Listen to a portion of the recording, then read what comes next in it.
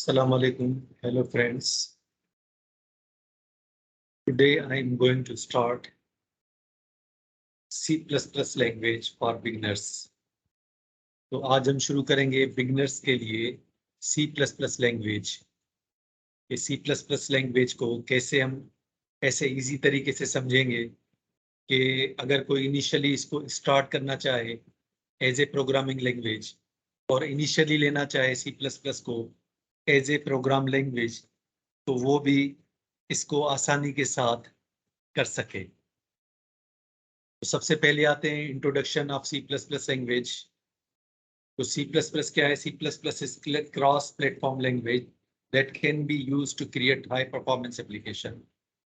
C++ was developed, designed, structured and as an extension of C language. तो C++ क्या है? C language की extension है। C++ gives programmers a high level of control over system resources and memory. ठीक है ना? तो ये मशीन फ्रेंडली लैंग्वेज भी है, इसलिए जो है वो सिस्टम को कंट्रोल करने में भी C++ लैंग्वेज जो है वो अहम किरदार अदा करती है। और सिस्टम प्रोग्रामिंग या ऑपरेटिंग सिस्टम जो प्रोग्रामिंग होती है उसमें भी जो C++ लैंग्वेज है वो उसका यूज बहुत ज्यादा है। The language was updated 3 major times. 3 दफा इसको अपडेट किया गया, 2011 में, 2014 में और 2017 में। इसलिए इसके जो है वो अपडेटेड वर्जन 11, 14 और 17 कहलाते हैं। Why use C++ language? C++ is one of the world's most popular programming language. C++ can be found today's operating systems, graphical user interface, and embedded systems. तो C++ लैंग्वेज जो है वो operating system, मैंने आपको बताया कि उसके अंदर जो ग्राफिकल यूजर इंटरफेस है और जो ऑनलाइन सिस्टम्स है उसके अंदर भी इस्तेमाल होती है। C++ object oriented programming language भी है जिसके अंदर जो है वो क्लियर स्ट्रक्चर है और प्रोग्राम्स जो अलो करते हैं, रीयूज हम कर सकते हैं कोड को और डेवलपमेंट कास्ट को हम रिड्यूस कर सकते हैं। तो C++ जो है वो पोर्टेबल भी है and can be used to develop applications that can adapt it to multiple platforms. So multiple platforms, मुख्तलिफ प्लेटफॉर्म पर भी हम C++ लैंग्वेज को एग्जीक्यूट कर सकते हैं।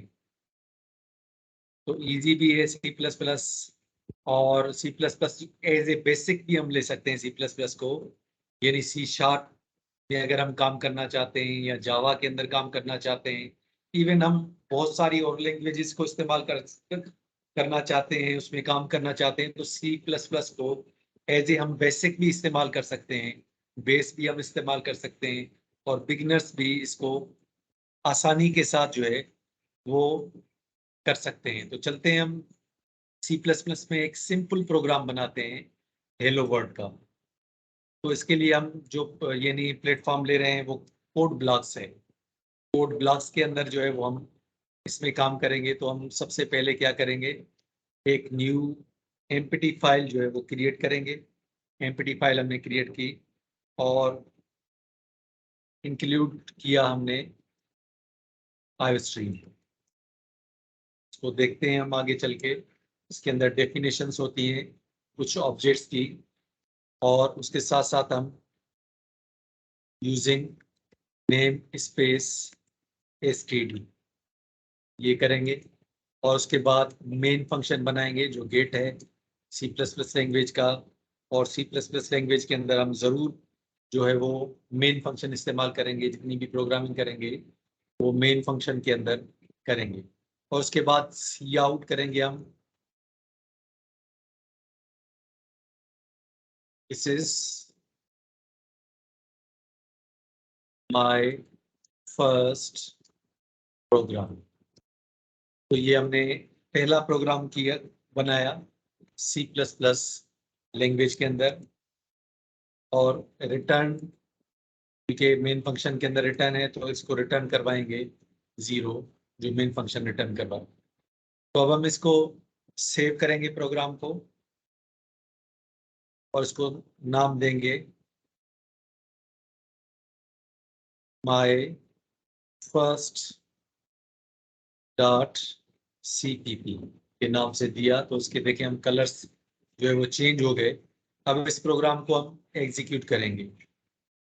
तो एग्जीक्यूट करने के लिए रन यानी F10 है, तो मैंने, और ये बिल्ड एंड रन यानी F9 पे हम इसको जो है वो एग्जीक्यूट करेंगे और इसके रिजल्ट को कंपाइल करेंगे। This is my first program. ये हमने देखा कि this is my first program सामने हमारे आ गया। This is my first program. तो ये फर्स्ट स्टेटमेंट है जो हमने C++ के अंदर एग्जीक्यूट की। तो अब देखते हैं इसकी डिटेल क्या है, एक एक चीज को हम अच्छी तरह देखते हैं।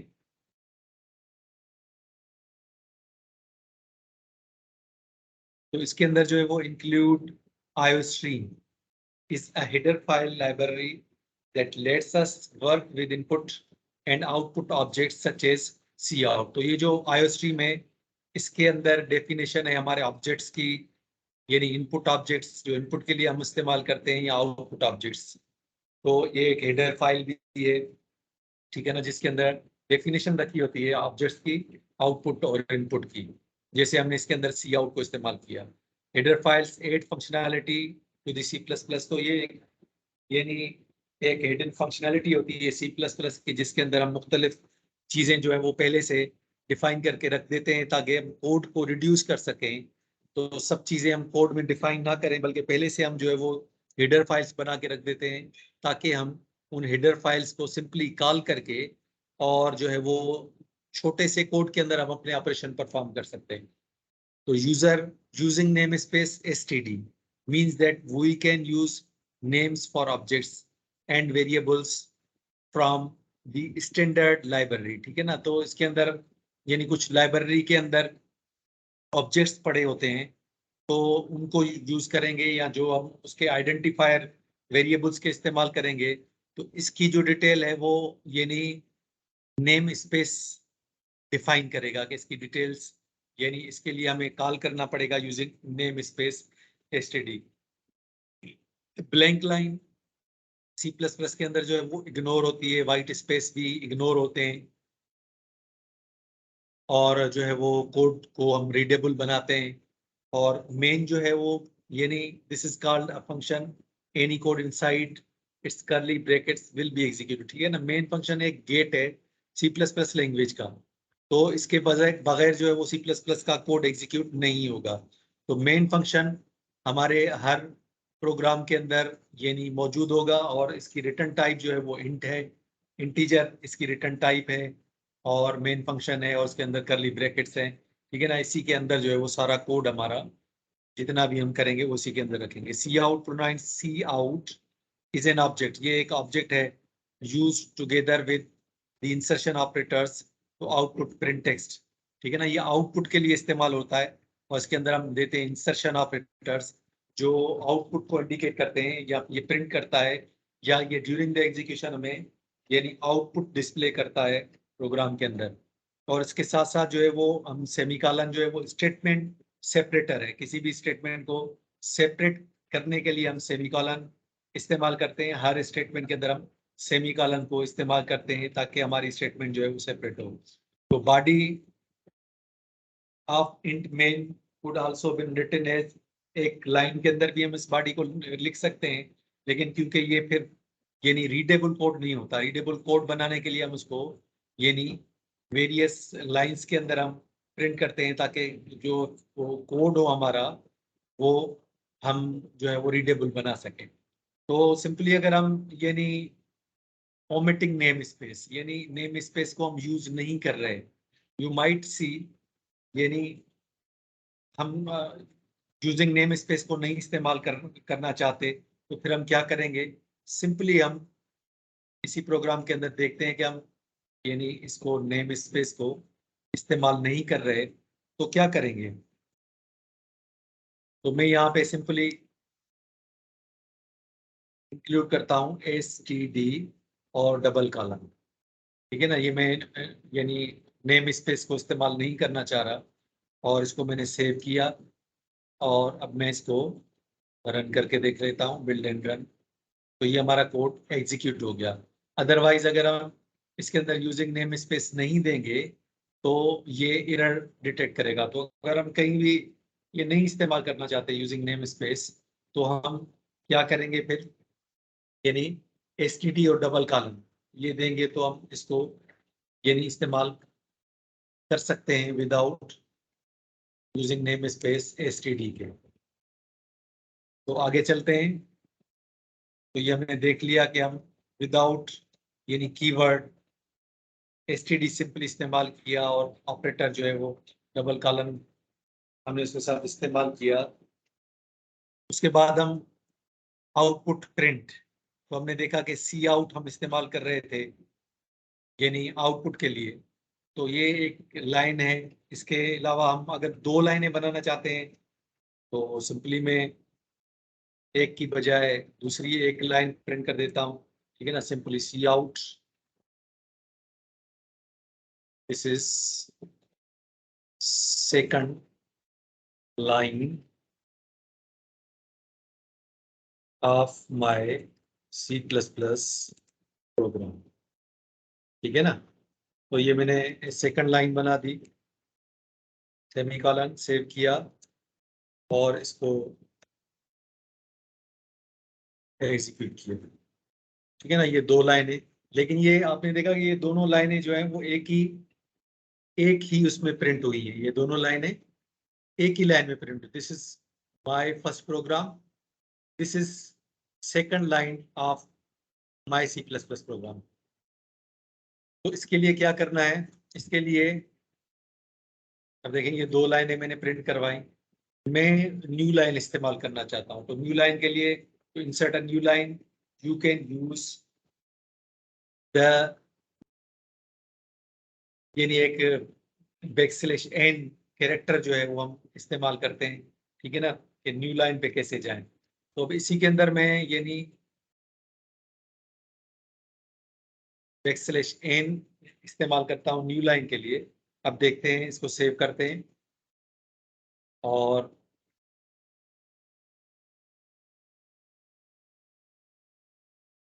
सेव किया।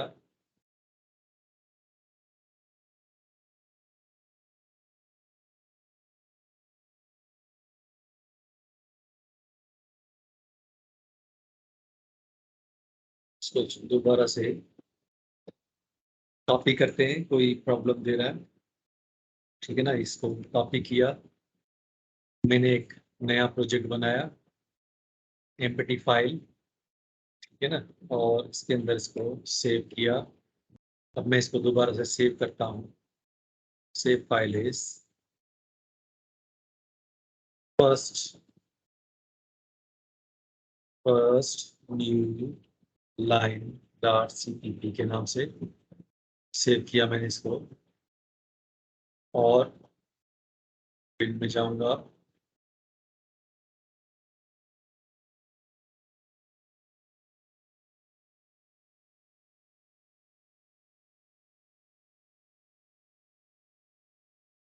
ये कोई एरर दे रहा है, इसको देखते हैं क्यों ये एरर दे रहा है।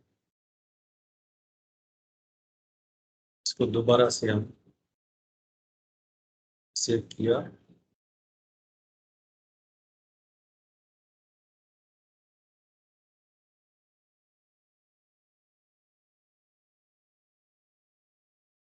दोबारा से हम इसको यानी रिस्टार्ट करते हैं, देख लेते हैं क्यों किस वजह से ये एरर दे रहा है। इस वजह से ये हैंग हो गया। क्लोज किया मैंने इसको, दोबारा से मैं कोड ब्लास को स्टार्ट करता हूँ। स्टेप को मैंने दोबारा से स्टार्ट किया,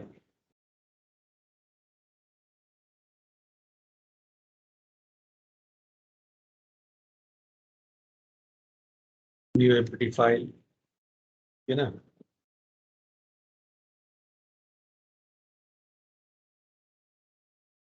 include string using name space std int name और ब्रैकेट्स और सी आउट करे this is my first line semicolon as a statement separator और सी आउट करे this is my second line, फिर इसको सेमीकोलन और उसके बाद रिटर्न करे 0। ठीक है, अब इसको दोबारा मैंने सेव किया।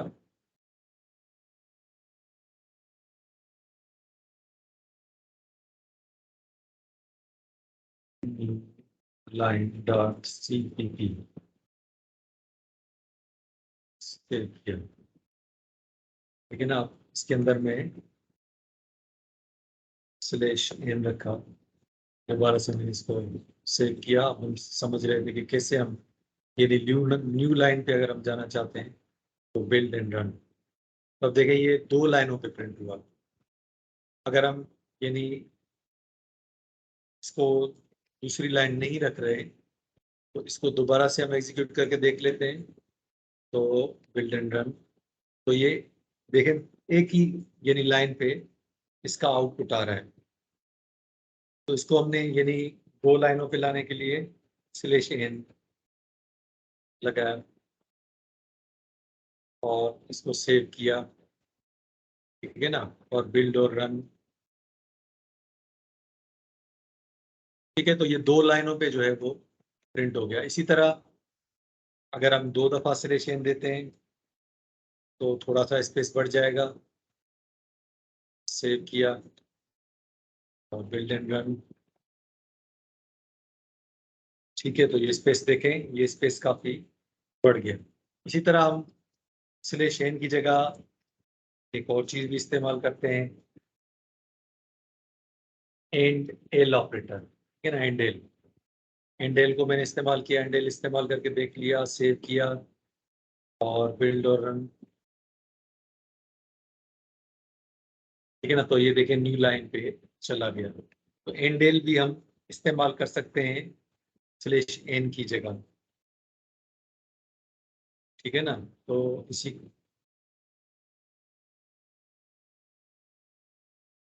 बाद जो है वो कमेंट्स हैं। कमेंट्स हम मुख्तलिफ तरह के इस्तेमाल करते हैं। एक कमेंट जो है वो सिंगल लाइन के लिए, सिंगल लाइन में कमेंट्स कैसे दे सकते हैं। मैंने इसको सिंगल लाइन कमेंट्स दे दिए। ठीक है ना, कंपाइलर क्या करता है कि कमेंट्स को जो है वो इग्नोर करता है। कोई भी ऐसी चीज हम कोई भी डिटेल प्रोग्राम के बारे में लिखना चाहते हैं तो वो हम कमेंट्स में लिखेंगे, जिसको कंपाइलर इग्नोर करेगा, जो उस लाइन की डिटेल को हमें समझाएगा। जैसे मैं यानी लिखना चाहता हूँ, मुझे पता चले कि ये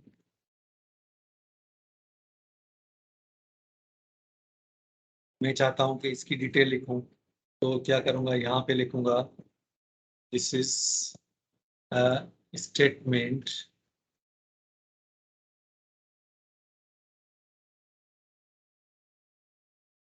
या इसको कहता हूं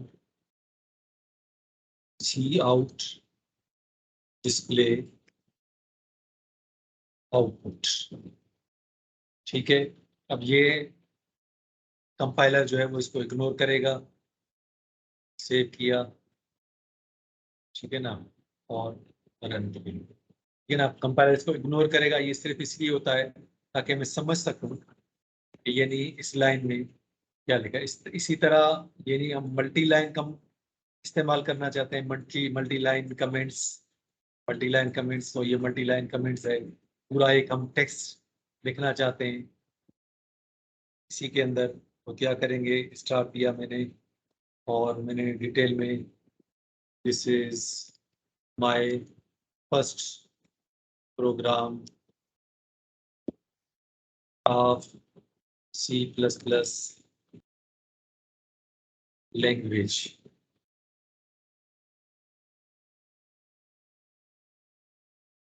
फॉर बिगिनर्स। ठीक है, अब इसी को मैं क्या करूंगा, क्लोज भी करूंगा। कमेंट्स को यहाँ पे मैंने क्लोज किया और दोबारा से मैंने सेव किया और एग्जीक्यूट करो। तो देखें ये दोबारा ये मल्टी लाइन कमेंट्स मैंने एग्जीक्यूट करवाए। तो आज के लिए इतना ही, आगे हम फिर सीखेंगे कि कैसे हम वेरिएबल्स बनाएंगे। तो ये बिल्कुल सिंपल प्रोग्राम थे, आप इस पे प्रैक्टिस करें, 4 लाइनें लिखें, 5 लाइनें लिखें, कमेंट्स लिखें, अच्छी तरह प्रैक्टिस, क्योंकि जो कंप्यूटर लैंग्वेज होती है वो प्रैक्टिस से होती है, और जितनी आप प्रैक्टिस करेंगे उतनी आपको आसानी से। ये आपका पहला जो लेक्चर है, इसमें आप थोड़ा सा, अगर आप अच्छी तरह प्रैक्टिस करेंगे और करते रहेंगे तो आगे के लेक्चर आपको समझना आसान रहेंगे, ठीक है ना। तो मैं आपसे रिक्वेस्ट करूंगा कि मेरे चैनल को सब्सक्राइब भी करें और लाइक भी करें और शेयर भी करें।